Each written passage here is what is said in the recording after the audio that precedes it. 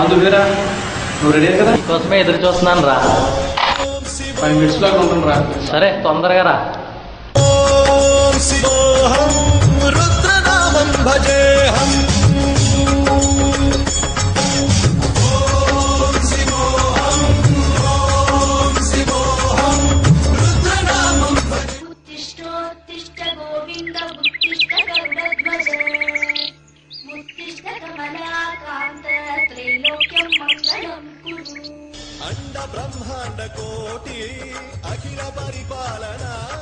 Concept చెప్పావా?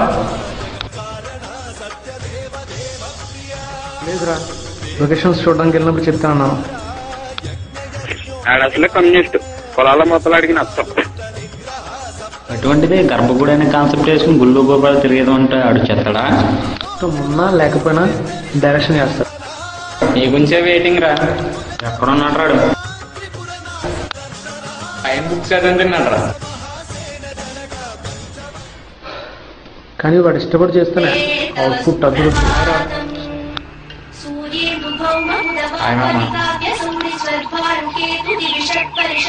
అంటే మన రాజమండ్రి అమలాపురం మధ్య ఉన్న దేవాలయాలు చూసుకుని అలా వెంకటేష్ గడి ఇంటికి వెళ్దాం.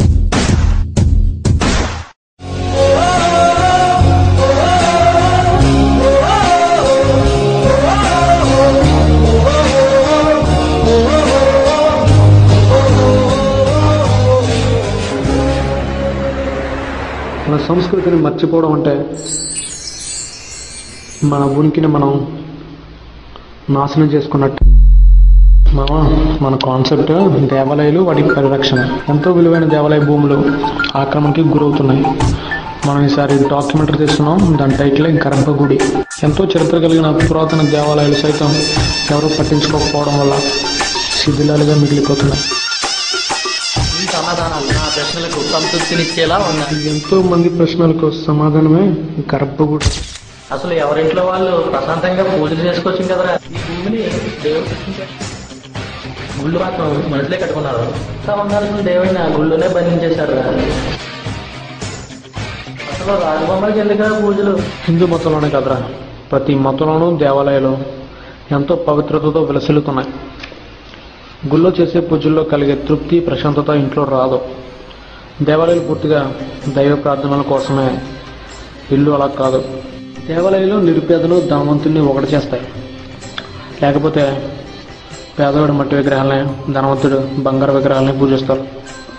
కానీ ఇక్కడ అలా కాదు, అందరూ సమానమే. దేవాలయాలకు వచ్చే వాళ్ళు కొలిచేది రాతి విగ్రహాల రూపంలో ప్రతిష్ఠించిన వారి నమ్మకాన్ని, విశ్వాసాన్ని వాళ్ళు పూజిస్తున్నారు. గుళ్ళు కొన్ని వేల మంది భక్తి శ్రద్ధలకు, ప్రశాంతతకు, నమ్మకానికి, వారి విశ్వాసానికి ప్రతీకలు. దేవాలయంలో ప్రశాంతత, ఏకాగ్రత ఉంటాయి అనేది నమ్ముతారు. భక్తుల్లో ఉన్న విశ్వాసం, మానసిక ప్రశాంతత ఒకరి నుండి ఒకరికి వ్యాపించి అక్కడి వాతావరణంలో కేంద్రీకృతం అవుతుంది.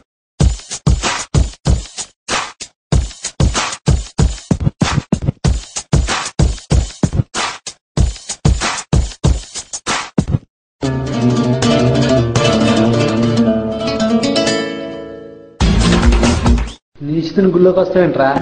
ఈ రోజు నీచి తినకూడదని చెప్పిన వాళ్ళంతా ఒకప్పుడు మాంసం తిని పంట గుహల్లో పడుకున్న వాళ్ళ వారసులే. అది మర్చిపోయావా? అయితే నువ్వు కూడా వాళ్ళలాగా గోసిరెట్టుకుని తిరగరా. ఆ రోజుల్లో వాళ్ళు అజ్ఞానులు. ఆ రోజుల్లో వాళ్ళు దొరికిందే తిన్నారు. వాళ్ళకి ఏం తినాలో వాళ్ళకి తెలియదు. కానీ ఈరోజు మనలా కాదు. మనం ఎంతో నాగరికత సాధించాం. అయినప్పటికీ మనం ఆ నాగరిక లక్షణాలని వదిలించుకోలేకపోతున్నాం. ప్రాణిహింస పాపం రా. వాటిని చంపి వాటి శవాలను దాచుకోవడానికి మన కడుపు ఏమన్నా శ్మశానమా? ఫుల్ కాన్సెప్ట్ చెప్తాను. దేవాలయాలు దేశ సంస్కృతిలో, చరిత్రలో, మన జీవన గమనంలో భాగమైపోయారా. మనుషుల బాధలు పోగొట్టే సైకలాజికల్ సెంటర్స్గా దేవాలయాలు ఉన్నాయి. కొందరు కోరికలు, ఇంకొందరు కృతజ్ఞతలు చెప్పుకుంటారు. ఇంకొందరేమో మరిన్ని సుఖాలు కావాలంటారు. ఈ దేశంలో ప్రతిరోజు ఏదో ఒక గుళ్ళో అన్నదానమో, దుస్తులు పంపిణీ, ఇలాంటివి ఏదో జరుగుతూనే ఉన్నాయి.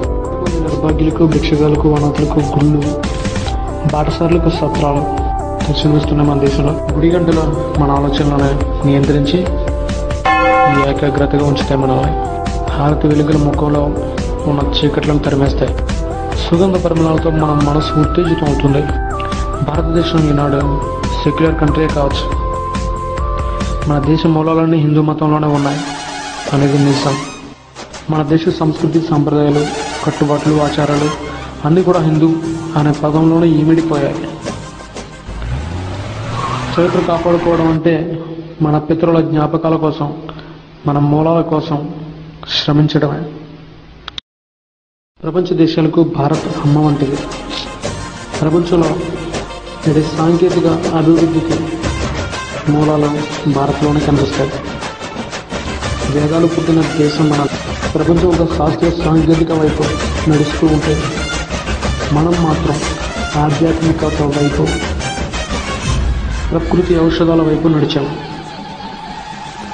మన పూర్వీకులు కనిపెట్టిన ఎన్నో అమూల్యమైన వాటిని మనం అశ్రద్ధతో వలస దేశాలు పాలు చేస్తాం.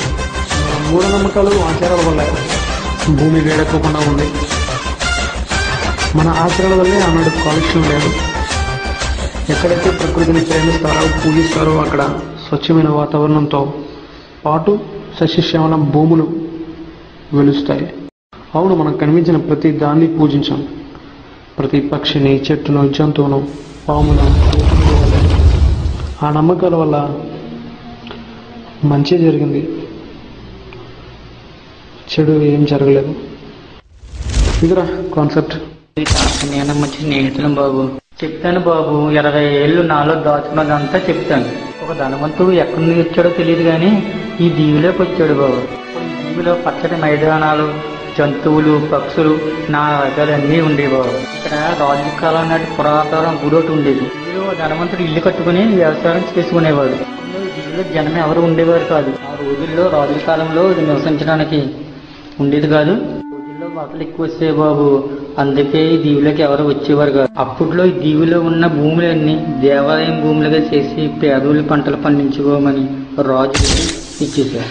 మారిపోయింది. ఎన్నో దీవుల తర్వాత అది కూడా ఒంటరి దీవిలో మిగిలిపోయింది. ఎవరో వెళ్ళేవారు కాదు. ఆ తర్వాత బ్రిటిషులు వచ్చారు బాబు. ఆ దీవిని ఎవరు పట్టించుకోలేదు, వాళ్ళు మర్చిపోయి. వాళ్ళు కట్టించిన ఆనకట్ల వల్ల వరదలు తగ్గిపోయినాయి. ఆ తర్వాత ఒక దళికుడు ఆ భూమిలోకి వచ్చాడు. దేవాలయం భూమిని ఆక్రమించేసుకుని వ్యవసాయం కూడా పెంచేసాడు. కొన్నాళ్ళ పిల్లవాడిని పట్నం నుంచి తీసుకొచ్చాడు. ఇదే రాములు, అది నేనే బాబు. కొన్నాళ్ళ పోయిన తర్వాత ఆక్రమించిన భూమి అన్నింటికి గవర్నమెంట్ పట్టుకుని పట్టాలు సాధించేశాడు బాబు. దాంతో గవర్నమెంట్ ఆ దీవిని గుర్తించింది. పేదవాళ్ళందరికీ పట్టాలు ఇచ్చేసింది. ఆ భూస్వామి కొంతమంది పేదవాళ్ళు అంతా అమ్మేసుకుని వెళ్ళిపోయారు, కొంతమంది మాత్రం భూములు అలాగే ఉన్నారు. అయితే ఉన్న కొద్ది మందికి ఆ భూస్వామి గ్రామ పెద్దగా ఉండేవాడు. దేవాలయం పనులన్నీ ఆ భూస్వామి చూసేవాడు. దేవాలయం ఆస్తులన్నీ అతనే అనిపించేసేవాడు. ఒకసారి ఊరికి పెద్ద వరద వచ్చింది బాబు. ఆ వరదలో ఆ నది మొత్తం మునిగిపోయింది. చాలా మంది జనం చచ్చిపోయారు. కొద్దిమంది ఆ ధనికుడికి భూములు ఎంత ఇస్తే అంతగా అమ్మేసి పక్కన వెళ్ళిపోయారు బాబు.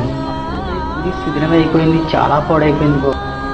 గుడి కదా, ఇప్పటికే శిథిలావస్థ ఉంది ఆ గుడి. ఆ గుడిని మేము ఇద్దరం కలిసి పొడగొట్టాం. నాకు ఎవరికో చెప్పదని భయపెట్టాడు. ఆ తర్వాత నాకు కొంచెం భూమి కూడా ఇచ్చాడు. ఆ విధంగా భూస్వామి ఎన్నాళ్ళ నుంచో కన్న కళలు నిజమయ్యాయి. గుడి భూగర్భంలో వెళ్ళిపోయినాయి. ఊరి మీద మమకారంతో అప్పుడప్పుడు కొంతమంది వస్తూ ఉండేవారు బాబు. వరదలు గుడి కూలిపోయిందని చెప్పేవారు. కూడగొట్టినప్పటి నుంచి నాకు పీడకలు రావటం మొదటే బాబు. మొన్న ఈ గుడి కట్టినప్పటి నుంచే కళ్ళు రావటం మానేసి అప్పటి నుంచి ప్రశాంతంగా నిద్రవుతున్నాను. తర్వాత మా భూస్వామి కుటుంబంలో ఒక్కొక్కరు అల్ల చచ్చిపోతూ ఉండేవారు బాబు. తండ్రినేమో పాము కాటేసేసింది. ఆవిడ తల్లికి మాత్రం పిచ్చెక్కిపోయింది. బిడ్డ పుట్టింది బాబా, బిడ్డ కొద్ది ఈ పట్టి వచ్చి మొన్న చచ్చిపోయాడు. చచ్చిపోతే మొత్తం ఆస్తి అంతా నా చేతిలో పెట్టి ఆడ బిడ్డను చూసుకోమన్నారు. ఏం పట్టింది అలా చూపించడం తగ్గింది. మళ్ళీ తర్వాత ఇంకోది అలా మొత్తం 15 దెయ్యాలాగా ఒకటి అలా ఇప్పటికీ పీడిస్తూనే ఉన్నాయి. సుమారు 10 ఏళ్ళుగా దెయ్యాలు అలా పీడిస్తూనే ఉన్నాయి. ఇంకా నాకు భయం వేసే భూమి అలా ఉంచేసి స్వామిజీ వచ్చాడు. ఆయన చూపించాము, ఈ దెయ్యాలోడికి విముక్తి కలగాలంటే ఘోరం జరిగింది, అది ప్రపంచానికి తెలియాలి, విముక్తి అని చెప్పి వెళ్ళిపోయాడు. ఆ దెయ్యాలోడి వల్ల ఎప్పుడు ప్రశాంతంగా నిద్రపోయేవాడు కాదు, ఎప్పుడు కేకలో అరుపు వినపడుతూ ఉండేది. కొన్నాళ్ళకి ఇక్కడ భూమిలో విగ్రహం దొరికింది చిన్నపిల్లలుగా. ఆ తర్వాత ఈ గుడి నేనే కట్టించాను బాబు. తగ్గిపోయిన తర్వాత చాలా మంది ఇక్కడికి వచ్చేసి ఇక్కడ బాగానే ఉంటున్నారు. పెద్ద ఊరు అయిపోయింది. కదంతా నీకు ఎందుకు చెప్తున్నానంటే, మా యజమాని కొడుకు దెయ్యాల నుంచి విముక్తి అవుతాడని ఆ స్వామీజీ చెప్పిన మాటలు నిజమవుతాయని. ఎంత కాదనుకున్నా మా భూస్వామి నాకు జీవితాన్ని ఇచ్చాడు. ఏ బాబు నీ కట్టించిన గుడి తెచ్చిపోయాను రా. రాములోడు ఫోన్ చేసేది విముక్తి వాడికి కలిగిందనమాట.